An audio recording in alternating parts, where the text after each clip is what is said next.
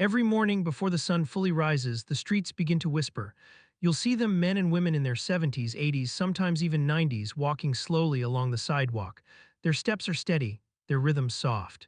There's something beautiful in that sight, not just the motion of legs, but the quiet defiance of time itself. They walk because it makes them feel alive, because the world still calls to them, even if more gently now. Because somewhere inside, they still carry the same spirit that once ran through open fields, climbed stairs two at a time, and danced without thinking of balance. But as the years move on, a question begins to rise: what happens when walking, once the symbol of independence, no longer feels like enough? When the legs that carried you start to tremble beneath the weight of time, it begins quietly. The stairs that once seemed easy now feel longer. The chair that once supported you feels lower. You reach for the armrest just to stand. You tell yourself it's just age, but in truth, it's something more silent, more patient. The slow erosion of strength, the gradual fading of the muscles that have served you all your life. Doctors call it sarcopenia. I call it the body's quiet surrender unless you choose to fight back. It doesn't happen all at once. It creeps in softly like dusk settling over daylight. One day you find yourself pushing off the table to rise. Another, you notice a slight wobble when you step off a curb. And before long, that simple act of standing tall becomes a conscious effort. But this isn't a story of loss. It's a story of remembering what your body was always meant to do. Years ago, I visited a small community center in Arizona. There I watched a woman, 83 years old, stand up from her chair. It wasn't quick, it wasn't easy, but it was deliberate. Her face tightened, her breath steadied, her body rose inch by inch until she stood strong and proud. And in that moment I realized something extraordinary. That single motion, sitting down and standing up, carried within it the essence of youth. Because to rise, you must summon strength, you must trust your balance, you must believe, if only for a second, that your body still remembers. That day I understood the most powerful exercise for old age isn't walking, it's standing up. The chair squat, you see, when you walk, your legs swing like pendulums. It's gentle, rhythmic, good for the heart. But when you rise from a chair slowly, deliberately, you awaken the great engines of your body, your thighs, your glutes, your core. The very muscles that hold you upright, keep you balanced, and allow you to live independently. With every rise, your heart beats stronger, your lungs expand wider, your blood moves faster, flushing life back through the body. Inside each muscle fiber, tiny power plants, the mitochondria, begin to stir. They wake up, multiplying, feeding energy into every cell. Science calls it mitochondrial renewal. But I think of it as a whisper from your body saying, we still need you. That's the beauty of it. This isn't about chasing youth. It's about protecting the strength that gives life its meaning. Because one truth stands above all others: the stronger your legs, the longer your freedom. There is something deeply human in the act of standing. It's the first motion we learn as children, the moment we rise from crawling to walking. And perhaps it is the last motion that reminds us we're still here. To stand is to declare, I have not given up. It's not about pride, it's about dignity. Independence doesn't vanish when the body grows older, it slips away when we stop asking it to try. When you stand from a chair, you're not just training muscle, you're training courage. You're telling your heart to keep beating, your bones to stay strong, your spirit to remain awake.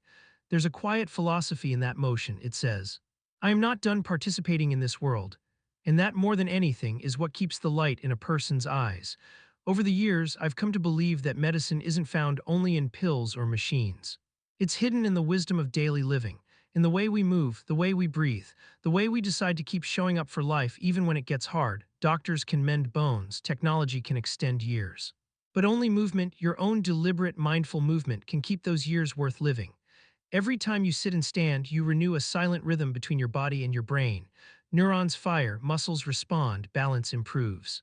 Confidence returns, and something else happens too, something the studies don't measure. You begin to trust yourself again. That trust is what makes an older man lift his grandchild without fear.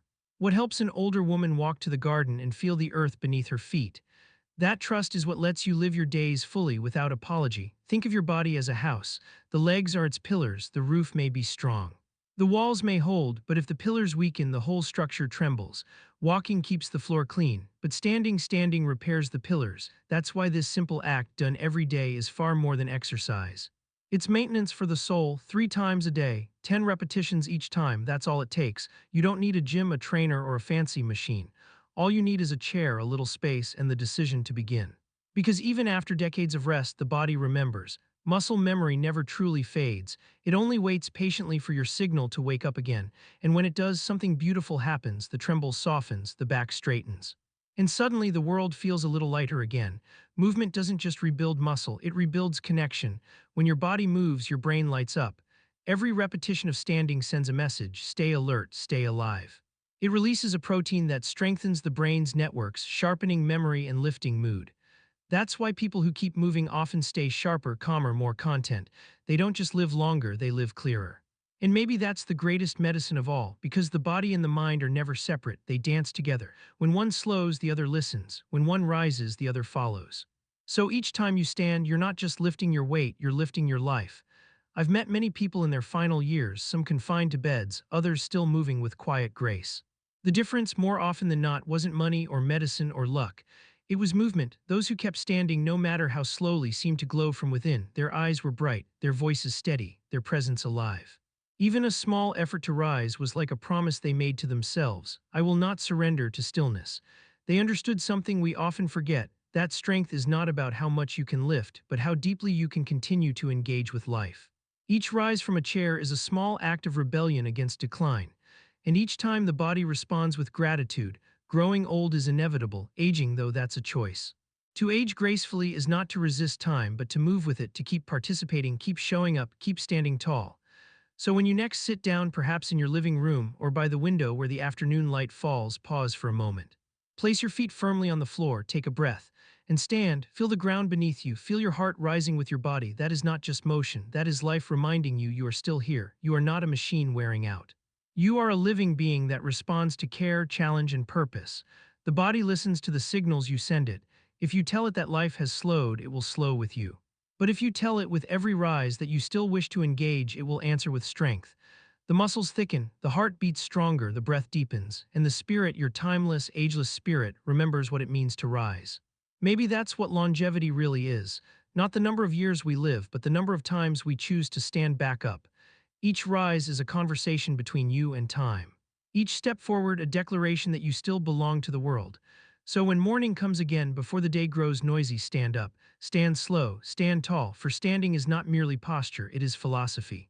It is resistance wrapped in grace. It is the body's way of saying, quietly yet firmly, I am still here.